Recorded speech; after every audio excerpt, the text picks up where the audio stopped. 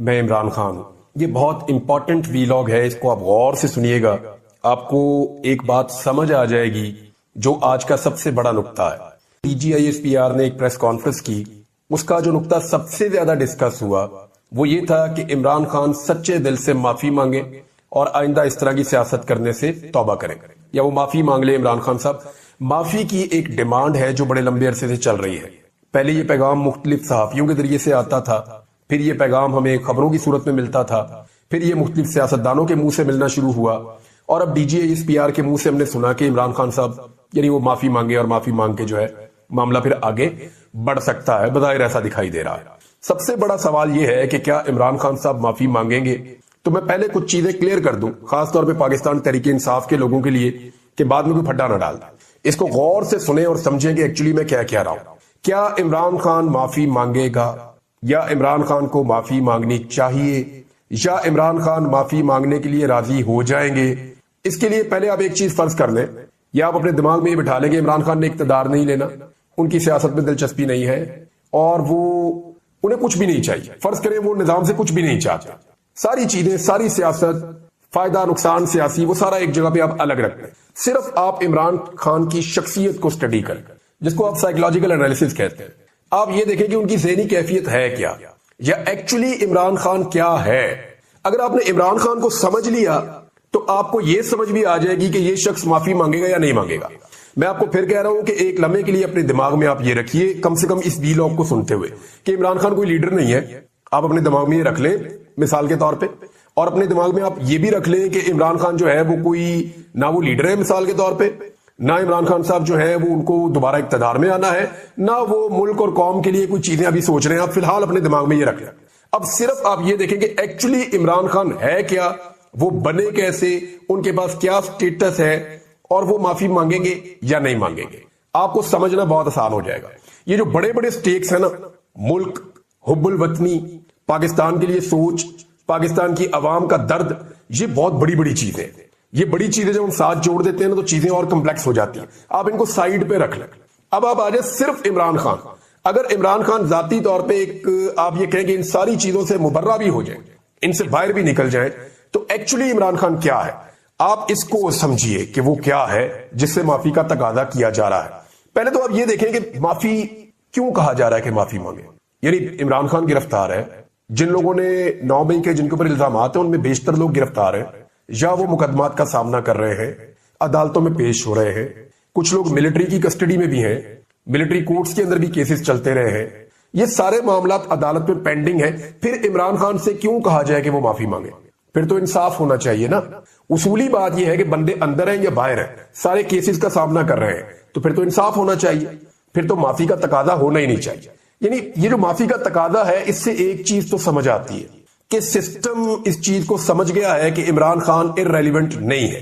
कम से कम इमरान खान और उसकी पॉलिटिकल पार्टी पाकिस्तान के नुक्ता नजर से इतने रेलिवेंट जरूर है कि इनके बगैर काम आगे नहीं बढ़ेगा, लिहाजा इनका वापस आना भी जरूरी है। अब इनके वापस आने के लिए गुंजाइश क्या निकाली जाए, तो उसमें एक माफी का एलिमेंट है कि जनाब माफी मांग ले। ये गुंजाइश निकल जाती है तो इमरान खान साहब सिस्टम के अंदर वापस आ जाए, ताकि सिस्टम भी अपना काम करता रहे। यानी माफी की तभी आएगी ना चीज। इमरान खान ने तो नहीं कहा कि मैं माफी मांगना चाहता हूं, जब उनकी तरफ से कोई डील की ख्वाहिश भी नहीं आई, उन्होंने अपने मुंह से कहा भी नहीं। वो तो कह रहे हैं कि बातचीत तो मैं कर सकता हूं, डील मैं नहीं करूंगा, अपने मौकिफ से नहीं हटूंगा। ये उनका मौकिफ है। अब ये माफी वाली बात आती कहां से? यानी जितने सहाफी एस्टेब्लिशमेंट के करीब है, या हुकूमत के करीब है, या रियासती बयानिए को बताते हैं, या सिस्टम के अंदर रह के काम कर रहे हैं, वो सहाफी बार बार ये नुक्ता नजर लेकर आते हैं माफी वाला। तो इसका मतलब है कि माफी का एक तकाजा किया जा रहा है कि इमरान खान माफी मांग ले, और ये वो गुंजाइश है जो इमरान खान के लिए निकाली जा रही है, क्योंकि ऐसा लगता है कि सिस्टम ये बात समझ गया है कि इमरान खान के बगैर सिस्टम का चलना और आगे बढ़ना पाकिस्तान में मुश्किल है। लिहाजा ये इररेलेवेंट नहीं है, स्टिल रेलिवेंट है, तो इसको वापस आना पड़ेगा या लाना पड़ेगा। तो उसके लिए कोई गुंजाइश निकाली जाए। तो आज तो ये बात आ रही है माफी, हो सकता है मुस्तकबिल में कुछ और हो, या हो सकता है पाकिस्तान के हालात कुछ ऐसे हो ये माफी इमरान खान को मांगनी ना पड़े। ये सारी चीजें अभी छोड़ दें। इमरान खान की जो शख्सियत है वो क्या है, जरा इसका एनालिसिस कर लेते हैं। देखिए खबरें बहुत सारी है, वो बाकी लोग आपको वीलॉग्स में बता देंगे, खबरें आपको मिल जाएंगी। मैं आपको बताऊंगा कि एक्चुअली इमरान खान क्या है और माफी मांगेगा या नहीं मांगेगा। सिस्टम चाह रहा है कि इमरान खान माफी मांगे, क्योंकि सिस्टम चाह रहा है कि इमरान खान सिस्टम में वापस आए। माफी मांगेगा तो वापस आएगा ना। इमरान खान ने तो कोई इस पे बात ही नहीं की, सिस्टम ये बात कर रहा है कि माफी मांगे और सिस्टम में वापस आए। इसका मतलब है कि इमरान खान इररेलेवेंट नहीं हुआ अभी तक। 22 साल इस आदमी ने सियासत के उतार चढ़ाव देखे, जेल में गया, मार भी खाई, मफरूर भी रहा, कभी इधर भागता रहा, कभी उधर भागता रहा, पूरे पाकिस्तान के लगातार दौरे करता रहा, बड़ी बड़ी यूनिवर्सिटी का ये शख्स चांसलर भी रहा है। ये सिर्फ कमेंट्री करता तो दुनिया भर से पैसा कमा लेता है। सबसे ज्यादा डिमांड इस आदमी की है आज भी। कोई वर्ल्ड कप आप करवा लें और वहां पे आप बोली करवा लें कि सबसे महंगा कमेंट्रेटर कौन होगा, तो इमरान खान से महंगा कोई नहीं हो सकता, ये सब जानते हैं। जो स्टेटस उसका है वो किसी को नहीं मिला क्रिकेट की दुनिया में। तो यानी इंडिया में इमरान खान साहब की इतनी फॉलोइंग है कि उस दौर में यानी बहुत सारे लोग ये बताते हैं कि कपिल देव से ज्यादा इंडिया में इमरान खान मकबूल था। ऑस्ट्रेलिया में उनके क्रिकेटर से ज्यादा और इंग्लैंड में उनके क्रिकेटर से ज्यादा इमरान खान की मकबूलियत थी। ये इतना तगड़ा आदमी था अपनी फील्ड का, हीरो आगे बढ़ता चला जा रहा। 21 साल का करियर वहां पे हीरो, उसके बाद 5-6 साल लग गए सियासत में आने में, अस्पताल बनाया, यूनिवर्सिटी बनाई, फिर हीरो, और अब सियासत के अंदर आ गया। सियासत के अंदर इमरान खान टाइम गुजारते गुजारते लगातार 22 साल की मेहनत के बाद वजीर आजम पाकिस्तान बन गया। अब वजीर आजम पाकिस्तान बनने के बाद इमरान खान ने वो काम करने शुरू किए जिनसे वो लोगों की नजरों में हीरो बन सके। गौर कीजिएगा, मैं अभी पब्लिक की अच्छाई की बात नहीं कर रहा, मैं पब्लिक की खिदमत की बात नहीं कर रहा, मैं वो सारी चीजें, हुब्बुल वतनी, लोगों का दर्द, वो चीजें मैं कह ही नहीं रहा। वो बहुत बड़ी बड़ी चीजें, मैं तो सिर्फ इमरान खान की नॉर्मली साइकोलॉजिकल एनालिसिस एक ऐसे शख्स का करना हो तो मैं वो आपके सामने रख रहा हूं। अब 2018 में वजीर आजम पाकिस्तान बनने के बाद जिन कामों पे मुझे अचानक लगा ना ये हटके है थोड़ा, गरीबों के लिए पनाहगाहें बना दी, बहुत सारी जगहों पे लोगों को मुफ्त खाना खिलाना शुरू कर दिया, लंगर खाने शुरू कर दिए, यानी वो काम जो पहले नहीं हुए। हर आदमी की जेब में कार्ड डाल दिया, हेल्थ कार्ड, 10 लाख रुपए तक का इलाज है, जाओ जाके मुफ्त करवाओ। तो वो काम कर रहा था जो पाकिस्तान में पहले किसी ने नहीं किए थे। हीरो बन रहा था, हीरो। Absolutely not. क्या था ये? उसके अंदर का हीरो है कि मैं कर सकता हूं, मैं कर लूंगा। ये उसके अंदर का हीरो है, उसको कॉन्फिडेंस ही बहुत था, इतने लंबे अरसे से चला आ रहा है। अब लगभग उसको 50 साल होने वाले हैं, लगभग 50 साल हो गए, वो कंटिन्यूसली हीरो चल रहा है। एक आदमी कौम का हीरो। लोग भूल जाते हैं, मैं सीरियसली आपको कह रहा हूं। आप मुझे 1990 के बाद वाले जो प्लेयर हैं सबके नाम आप मुझे नहीं बता सकते, बड़े बड़े अच्छे प्लेयर हैं, बड़े बड़े तेज बॉलर आए, बड़े बड़े जबरदस्त लोग आए पाकिस्तान की क्रिकेट में, भूल गए लोग उन्हें। लेकिन इमरान खान ने हर दौर में कुछ ना कुछ ऐसा किया कि लोग उसे याद रखें और उसको अपना हीरो माने। ये सारा कुछ इन्होंने एक आदमी को काबू करने के लिए, दीवार से लगाने के लिए किया, जिसका नाम इमरान खान है। कैदी नंबर 804 है, जो आज भी डटा हुआ है, बड़ी हिम्मत के साथ खड़ा हुआ है इस निजाम के सामने। उसको जाके पीटीआई वालों ने कहा कि जनाब आप मुज़ाकरात करें, कोई डील शील आपकी करवा देते हैं, तो उसने पीटीआई वालों को जलील किया। उन्होंने कहा दौड़ जाओ यहां से, जेल से मेरी लाश तो निकल सकती है लेकिन मैं डील नहीं करूंगा। मैंने नहीं नवाज शरीफ बनना, मैंने आसिफ अली जरदारी नहीं बनना, मैंने डील नहीं करनी। बेनजीर ने एनआरओ लिया था, मैंने नहीं लेना, मैंने इनका मुकाबला करना है, मुल्क की खातिर बैठ के बात करूंगा। ये अगर सियासत से अपने आप को अलग करते हैं और अपने मामलात के ऊपर ये गौर करते हैं और रिव्यू करते हैं कि अपने आइंदा ये नहीं करना, तो फिर तो ठीक है, फिर तो मैं बात करूंगा, लेकिन मुझे अपने लिए रिलीफ कोई नहीं चाहिए, मैंने किसी किस्म की डील नहीं करनी। और यही वजह है कि उसकी पॉपुलैरिटी दिन रात बढ़ती चली जा रही है। एस्टेब्लिशमेंट जितना कुछ करती है, जितना जोर लगाती है, उसके नतीजे में इमरान खान की पॉपुलैरिटी और बढ़ती है और बढ़ती है और बढ़ती है। अभी हालात ये है कि वीडियो गर्दिश कर रही है, पार्लियामेंट हाउस में इन्होंने बच्चों को विजिट करवाया। आमिर मुगल साहब ने वो वीडियो शेयर की हुई थी। वो बच्चों को उन्होंने पार्लियामेंट हाउस में विजिट करवाया, तो बच्चों के इन्होंने इंटरव्यूज लिए कुछ सहाफियों ने वहां पे। उनसे पूछा, बच्चों आप क्या बनना चाहोगे, कौन सा लीडर पसंद है, किस जमात में आना पसंद करोगे, आपको किसकी कारकर्दगी है? वो सारे इमरान खान और पीटीआई। अंदाजा करें आप। बल्कि बच्चों से जब ये पूछा गया कि इमरान खान अच्छा है या पीटीआई, तो लोगों ने फिर भी बच्चों ने कहा जी इमरान खान अच्छा है। तो इमरान खान की मकबूलियत वहां पहुंच गई है। इनका हर दाव पेच उल्टा जा रहा है, हर चीज इनकी जो है वो इनके गले पड़ रही है। आखिरी हल इनके पास यही है ना कि इमरान खान को जेल के अंदर रखें या खुदा न खास्ता जेल में उसको नुकसान पहुंचाए। तो इस हवाले से पाकिस्तान तहरीक इंसाफ ने शदीद खदशात का बार बार इजहार किया है और वो बार बार ये कह रहे हैं कि आवाज उठाएं। सोशल मीडिया पे इसके बारे में रोला भी पड़ा हुआ है कि डॉक्टर आसिम ने जो आखिरी मेडिकल चेकअप किया था इमरान खान साहब का, तब उन्होंने कहा था इमरान खान साहब का वजन कम होने के हवाले से और मसल्स कमजोर होने के हवाले से, क्योंकि उन्हें वर्जिश करने का और खुला घूमने का उन्हें कोई मौका नहीं है, उन्हें बहुत तंग जगह पे बंद किया हुआ है और अब तो 1 घंटे के लिए, 1.5 घंटे के लिए, 2 घंटे के लिए मैक्सिमम उन्हें छोड़ते हैं। इससे ज्यादा इमरान खान साहब को बाहर आने नहीं देते फिजिकल एक्टिविटी के लिए। तो उन्हें बंद करके रखते हैं छोटे से सेल में। अब सेहत के हवाले से काफी तशवीश है, उनकी बहनें भी यही कह रही है कि इमरान खान साहब का वजन गिर रहा है।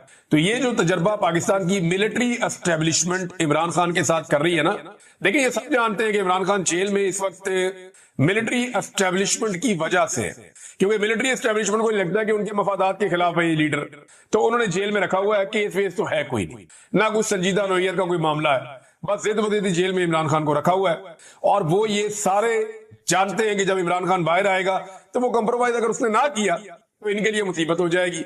अब ये जो तजर्बा कर रहे हैं ना, ये अपनी कब्र खोद रहे हैं, ये मेरी बात याद रखिएगा। इमरान खान ने जो करना था वो कर दिया है, अब उसका सिर्फ एक ही काम है कि वो कंप्रोमाइज ना करे। इन्होंने इमरान खान को कोई नुकसान दे दिया ना, तो इमरान खान को तो नुकसान बाद में होगा। ये अपनी कब्र खोद रहे हैं, इनको इस बात का आइडिया नहीं है और लगातार ये यही वाली गंदी हरकत करते चले जा रहे हैं। इमरान खान की बहनों की उनसे मुलाकात बहुत इंपॉर्टेंट है, जो मुलाकात कल सुबह होने जा रही है। अलीमा खान साहबा को मौका नहीं मिल रहा, लेकिन दो बहनों को मुलाकात का मौका मिलता है, नौरीन खानम साहबा और उस्मा खानम साहबा, इन दोनों को मुलाकात का मौका मिल जाता है। अब दो चीजें ऐसी हैं जो इन्हें इमरान खान के सामने रखनी है, और दो चीजें ऐसी हैं जिन पे पार्टी इस वक्त तकसीम का शिकार है और पार्टी के अंदर एक अजीबोगरीब सूरत हाल बनी हुई। देखिए जो दो चीजें हैं वो क्या है वो मैं आपको भी बता देता हूं। और मेरी अभी पाकिस्तान तहरीक इंसाफ के बड़े इंपॉर्टेंट लोग जो इमरान खान साहब से मिलते रहे, उन लोगों से मेरी बात हुई है, मैं नाम नहीं ले सकता, मैं नाम लूंगा उनके लिए प्रॉब्लम हो जाएगी, क्योंकि इस वक्त वहां पे एक जंग लगी हुई है। तो मुझे मेरे सोर्स ने यह बताया कि वो दो चीजें कौन सी हैं जो इमरान खान के सामने 100% रखी जाएंगी, और अगर इसके पीछे एस्टेब्लिशमेंट है तो फिर कल इमरान खान साहब की उनकी बहनों से मुलाकात रोकी जाएगी, कोशिश की जाएगी। लेकिन चले मैं आपको यह बता देता हूं कि इमरान खान साहब की बहनों की मुलाकात में कौन सी दो चीजें होनी है, उसके ऊपर बाद में आते हैं। लेकिन पहले ये देखें, आपके कुछ लोग पाकिस्तान तहरीक इंसाफ के सोशल मीडिया पे इल्जाम लगा रहे हैं कि इस वक्त ये सोशल मीडिया हुकूमत के खिलाफ तहरीक चलाने की बजाय पाकिस्तान तहरीक इंसाफ के अंदर जो है वो इख्तलाफात पैदा हो रहे हैं, या वो पाकिस्तान तहरीक इंसाफ के लोगों के ऊपर तनकीद कर रहा है। आप सिर्फ 48 घंटे पीछे चले जाएं, सब कुछ नॉर्मल चल रहा था, हर चीज नॉर्मल थी। पाकिस्तान तहरीक इंसाफ का सोशल मीडिया पूरी कंपेन चला रहा था आने वाली तहरीक के लिए, तहरीक का मोमेंटम बन रहा था। बलूचिस्तान में दो बहुत बड़े एहतजाज हुए, लोग निकले इमरान खान से यकजहती के लिए। सिंध के अंदर हुआ, आजाद कश्मीर के अंदर हुआ, लाहौर में हो रहा था, रावलपिंडी में हो रहा था, खैबर पख्तूनख्वा में हो रहा था, तो मोमेंटम बन रहा था, खबरें वो आ रही थी, और पूरा का पूरा सोशल मीडिया उसका फोकस ये था कि मौजूदा जाली हुकूमत के खिलाफ वो अपनी तहरीक को खड़ा करें, जो इमरान खान साहब ने कही। अब एक बात आप ध्यान में रखें कि पाकिस्तान तहरीक इंसाफ का टिकट जारी नहीं होना, सिर्फ हमायत जारी होनी है।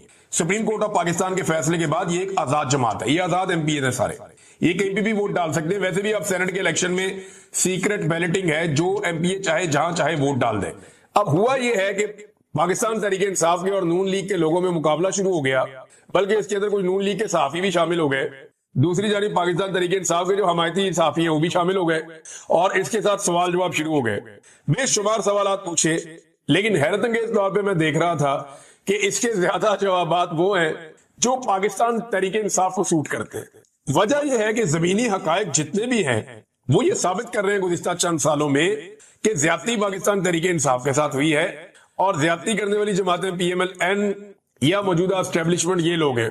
अब इसके ऊपर इल्जाम लग रहा है, कोई कह रहे हैं पता नहीं ये कोई पाकिस्तान तहरीक इंसाफ का कोई कारकुन है जो बैठा हुआ है, कोई PTI का कोई बानी रुकन है जो ये है, कोई कुछ कह रहा है, कोई कुछ कह रहा है, तो लोग मीम्स बना रहे हैं। नादरीन ने कुछ दानिशवर हैं पाकिस्तान में, वो आज भी ये कहते हैं कि जरदारी और नवाज शरीफ ने फौज को दीवार के साथ लगा के सियासत से बाहर कर दिया था चार्टर ऑफ डेमोक्रेसी के बाद, लेकिन इमरान खान ने फौज को सियासत में वो कहते हैं जी कि वापस रेलिवेंट कर दिया है। अब ये जो दानिशवर है ना, ये मेरे ख्याल में इमरान खान साहब के बुग़्ज़ में मुब्तला है और कोई वजह नहीं है।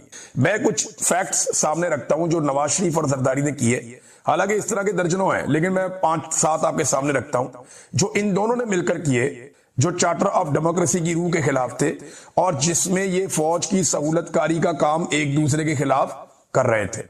नंबर 1, ये जो सड़कों पे घसीटने वाली बातें थी, ये एस्टेब्लिशमेंट के साथ कौन मुलाकातें करता था और जरदारी को सड़कों पे घसीटता था? ये इमरान खान ने तो नहीं किया था। फिर जो मेमो गेट स्कैंडल आया था जिसमें हुसैन हक्कानी भी फंस गया था और सारे फंस गए थे, इस मेमो गेट स्कैंडल में जिसमें पाकिस्तान की एस्टेब्लिशमेंट का एक घटिया किरदार था, वो कौन सा सियासतदान था जो काला कोट पहनकर सुप्रीम कोर्ट ऑफ पाकिस्तान पहुंच गया था? नवाज शरीफ था ना, इमरान खान तो नहीं था। फिर मुंतखब वजीर आजम यूसुफ रजा गिलानी से इस्तीफा कौन मांग रहा था? नवाज शरीफ मांग रहा था ना। आज भी वीडियोस मौजूद है।